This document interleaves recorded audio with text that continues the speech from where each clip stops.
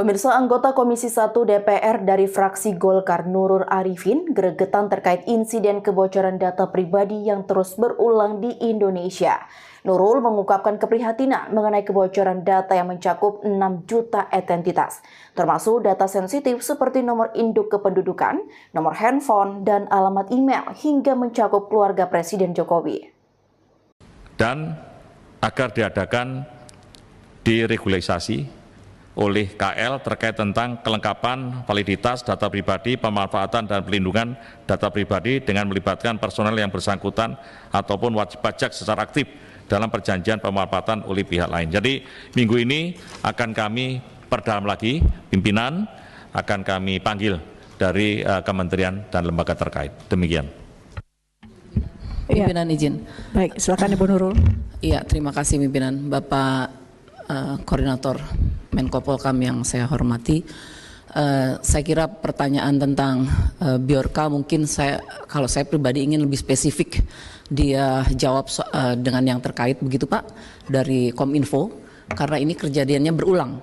Pada September 2020 Bjorka juga melakukan pencurian data yang sama sebesar 1,3 miliar data SIM card, dan sekarang dengan jumlah yang lebih sedikit 6 juta. Tapi di situ ada mencakup nomor handphone, email, dan NIK juga begitu. Dan konon keluarga Bapak Presiden juga kena hacknya juga, kena pencurian data ini. Nah, ini kan menurut saya kita sudah berulang kali. Masalahnya sebetulnya di mana sih begitu ya? Masalahnya di mana? Kita ini gemes begitu ya. Masalahnya tadi kalau saya identifikasi masalahnya, yang terutama adalah masalah SDM. Kemudian yang kedua masalah teknologi. Jadi manusianya belum menguasai teknologi atau teknologinya terlalu cepat berganti.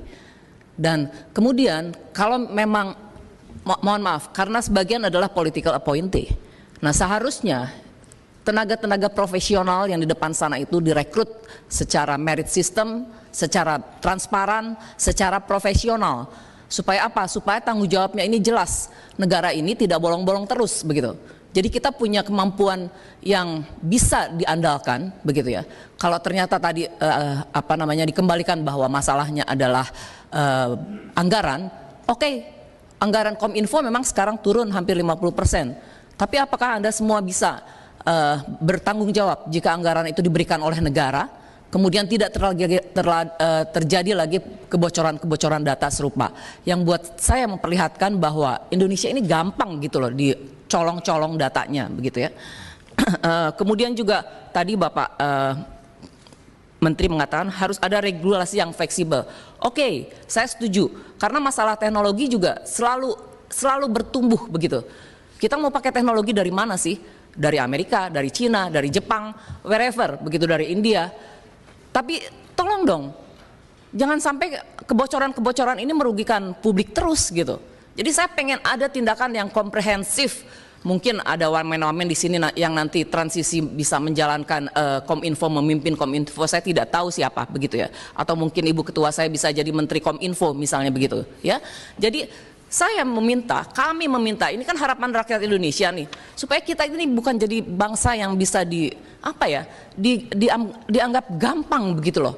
Kalau memang tidak ada kekurangan sumber daya manusianya, cetak dong. Cetaknya juga rekrutmennya harus profesional, bukan misalnya saudara direkrut, keluarga direkrut untuk bekerja di institusi tersebut tanpa skill. Nah ini yang buat saya ini kita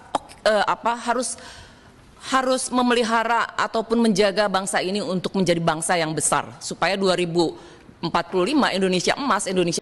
Ikuti terus berita menarik dan terupdate lainnya dengan cara like dan share seluruh akun BITV. Saya Kiki Anggriani pamit undur diri dari hadapan Anda. Terima kasih, sampai jumpa.